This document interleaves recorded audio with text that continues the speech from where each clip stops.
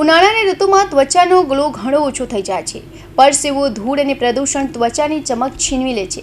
આવી પરિસ્થિતિઓમાં ઘણી વખત ત્વચા ખૂબ જ ઓઇલી થઈ જાય છે.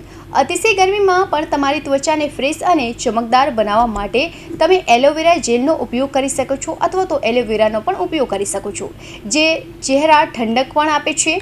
બજારમાં ઘણી પ્રોડક્ટ્સ ઉપલબ્ધ હોય છે જેનો તમે ઉપયોગ કરી શકો છો, જો કે તેની ઘણી આડઅસરો પણ જોવા મળે છે.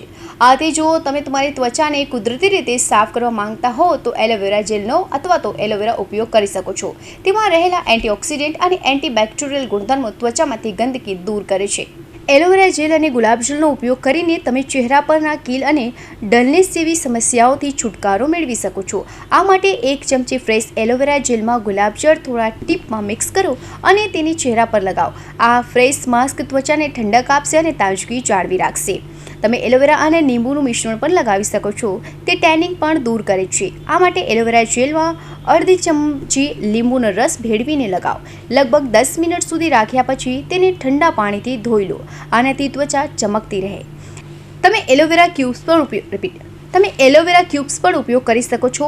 એલોવેરા જેલને બરફની ટ્રેમાં ભરો અને તેને ફ્રીઝ કરો.